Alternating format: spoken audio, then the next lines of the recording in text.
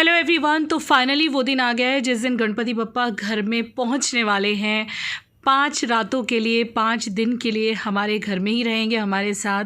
मंडप सज के तैयार है। लाल रंग का कपड़ा मैंने नीचे बिछाया है, बिल्कुल नई वाली साड़ी मेरी, उसके ऊपर रखा है लाल रंग का पाटला और उसके ऊपर अगेन लाल रंग का कपड़ा। सारे बर्तन जो थे भगवान जी के कांसे के वो भी सब साफ़ करके रखे हुए हैं। टोटल डेकोरेशन कैसा लग रहा है।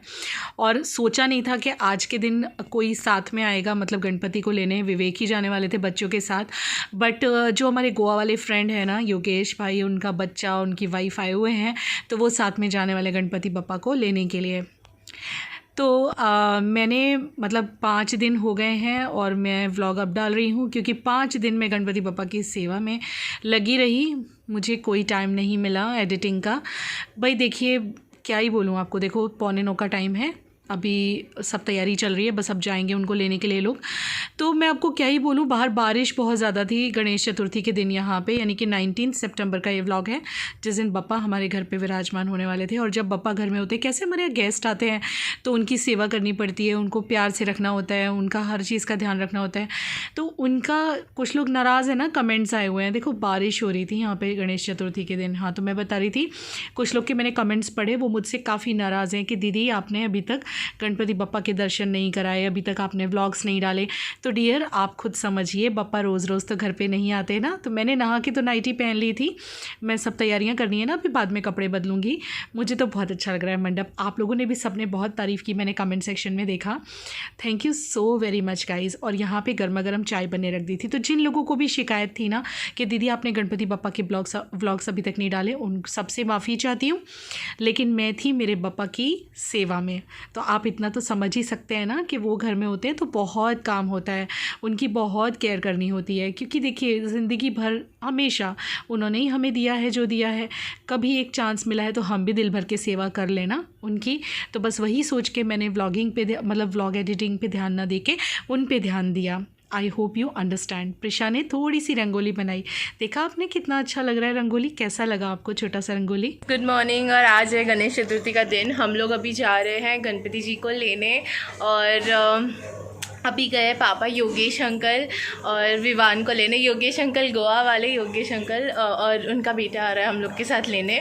एंड ये रही हमारी मम्मा घर पे सब काम करने वाली है, सब संभालने वाली है घर से। और चेंज भी करना है मुझे अभी। हाँ, मैंने आपकी नाइटी पहन ली थी, अब फटाफट से कुछ सूट डालती हूँ। साड़ी पहनने वाली थी लेकिन अब ये लोग निकल रहे हैं तो फिर स्वागत की बहुत सारी तैयारियां करनी होती है। महाराज जी तो आएंगे 11:30 के करीब। हाँ, अभी 10 बज रहे हैं। तो बस ये लोग निकल रहे हैं और सारी तैयारियां ऑलमोस्ट हो चुकी हैं।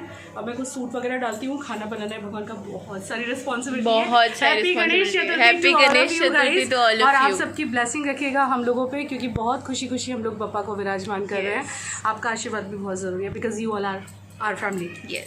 तो ये सारी शूटिंग जो है वो प्रिशा ने करी थी। मैं तो घर पे तैयारी कर रही थी, घर पे ही रहना होता है एक जन ने, क्योंकि वेलकम जो करना होता है बप्पा का। और ये निवान याद आया आपको, गोवा वाले हमारे दोस्त जिनके घर भी हम गोवा में गए थे। और ये पहले भी आपसे बहुत सारे चिट चैट कर चुका है व्लॉग में, अगर आपको याद हो तो ये फैमिली गोवा से आई हुई है। ये काफ़ी हमारे, तो बोले चलो गणपति बप्पा को मैं भी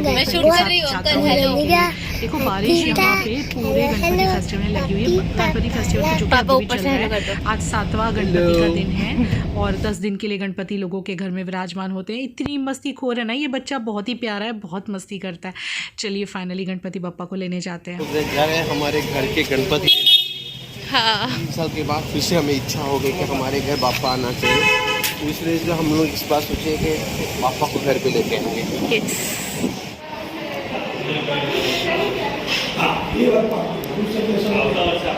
फाइनली आ गई है वो घड़ी जब ये बप्पा घर चल रहे हैं हमारे साथ, हम सब पे अपनी कृपा बरसाने, इवन आप सब पे भी। क्योंकि आप जब मेरे व्लॉग्स देखेंगे तो उन व्लॉग्स के थ्रू आपको भी लाइव गणपति बप्पा के दर्शन होंगे ऑब्वियसली। क्योंकि जब हम घर में गणपति बप्पा को बिठाते हैं ना तो वो साक्षात विराजमान हो जाते हैं वहाँ पे। और ये मेरा नया का नया मैंने कपड़ा दिया था गन्नू बप्पा को लाने के लिए। गणपति बप्पा गणपति बापा Morya.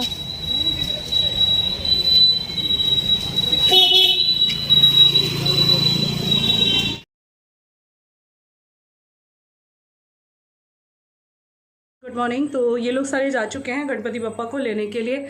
We are very excited. Happy Ganesh Chaturthi to all of you. और डेकोरेशन तो आप देख ही सकते हो, पूरा मंडप भगवान का सज चुका है बहुत ही अच्छी तरह से, और रंगोली भी प्रिशा करके जा चुकी है। मैंने फटाफट से, अभी 11:15 हो रहे हैं, फटाफट से पूजा की तैयारी की है। जो बेसिक पूजा होती है जब भगवान हमारे घर में एंट्री करते हैं, उस टाइम पे कुछ बेसिक पूजा होती है। मैं आपको दिखाती हूँ हमारे यहाँ कैसे करते हैं। इसे तैयार करके रखी है, मैं आपको दिखाती हूँ। ये है पानी का कलश, जिसको आते के साथ विवेक के पाँव पे डालना होगा। जो गणपति को लेके आते हैं उनके पाँव पे थोड़ा सा पानी डाला जाता है। उसके बाद 2 उंगलियाँ इसके अंदर पानी के अंदर भिगो के आँखों पे लगाई जाती हैं, पहले विवेक के सिर्फ, हाँ। और इसके बाद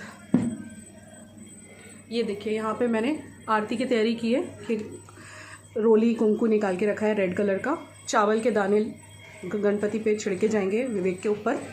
और ये ना बने हुए चावल है, ये बने हुए चावल का गोला मैंने बनाया अपने हाथ से, बॉल जैसा बनाया है उबले हुए चावल का। जो चावल हम खाते हैं ना, वो उससे ना गणपति की नज़र उतरती है। और लास्ट में होती है उनकी आरती, और फिर उनको हम अपने घर के अंदर लेते हैं, क्योंकि वो हमारे घर में साक्षात विराजमान होने वाले हैं नेक्स्ट 5 डेज़ के लिए। तो इस तरह से हम लोगों में पूजा होती है। ये थाली भी बिल्कुल नई है, किसी कोलैबोरेशन में एक ब्रांड ने, बुलबुल करके एक ब्रांड था, उन्होंने भेजी थी, तब से मैंने संभाल के रखी थी। तो आज इस शुभ काम के लिए मैंने इस थाली को निकाला है। सुबह से लेके अब तक इतना काम तो कर लिया है। अब गणपति जी के लिए, मतलब स्थापना, जो उनकी प्राण प्रतिष्ठा होती है ना, उसके लिए आने वाले हैं एक महाराज जी, वो आके करेंगे प्राण प्रतिष्ठा। और साथों साथ मेरा बन रहा है किचन में खाना। तो मैंने आलू बॉईल करे, आलू की सूखी सब्जी, वरण, मराठी दाल जो होती है। ये विवेक ने मेन्यू सेट किया है, रोज़ का मेन्यू वही सेट करने वाले हैं। वो जो बोलेंगे मैं बनाती रहूँगी। बाकी मेरी भी कुछ इच्छाएं हैं, वो भी मैं बनाऊँगी। यानी कि मैं दूध सेव बनाने का सोच रही हूँ। पहले फ्रूट कस्टर्ड सोचा था, वो कल बनाऊँगी। आज बनाऊँगी मैं दूध सेव, और साथ में राइस, मतलब पूरी थाली बनेगी उनके लिए। और दिन में, दोपहर में उनको पूरा खाना खिलाया जाता है मीठे के साथ। कुछ भी मीठा रोज़ बनता है, जो कि मैं रोज़ बनाने वाली हूँ, आपको दिखाने वाली भी हूँ। और शाम के टाइम उनको सिर्फ मिठाई का भोग लगता है। तो रोज़ कुछ ना कुछ मोदक या कुछ भी हम बाहर से या घर में बनाएंगे, जो भी करेंगे। मुझे उकाड़ी के मोदक नहीं आते हैं, जो महाराष्ट्र में बहुत फेमस है। मेरी एक सब्सक्राइबर है यहाँ पे मनीषा करके, जो मुझे एक बार शॉप पे मिलने भी आई थी। वो घर में मोदक बनाती हैं, तो उनको मैंने ऑर्डर देने का सोचा है, दे दूँगी फटाफट से। डेकोरेशन आपको आई थिंक पसंद ही आई होगी सबको। कैसे लग रहा है डेकोरेशन, आप मुझे कमेंट सेक्शन में बताना। बहुत ही दिल से, बहुत ही प्यार से हमने बप्पा का दरबार सजाया है।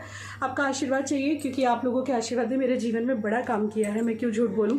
जब भी कभी जीवन में कोई समस्या आई है, आप लोगों ने हमेशा साथ दिया है, कभी अकेला हम लोगों को नहीं छोड़ा है। सो आपकी ब्लेसिंग्स दीजिएगा कि ये हमारे घर में जो बप्पा विराजमान हो रहे हैं, उन सबका, आप सबका आशीर्वाद हम पे रहे, बप्पा का आशीर्वाद हम पे रहे। हाय करो, हाय दोनों। हाय बाय, जाओ। आओ, पकड़ के रखा, जितना खोल सके उतना। अभी हेल्प कर।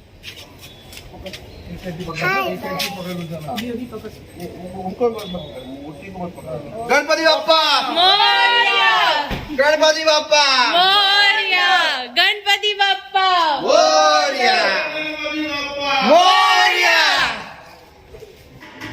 हे गणपति बाप्पा मोरया।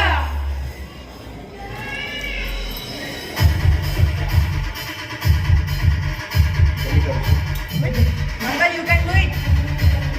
ठीक है, पकड़ जाओ। Help करो।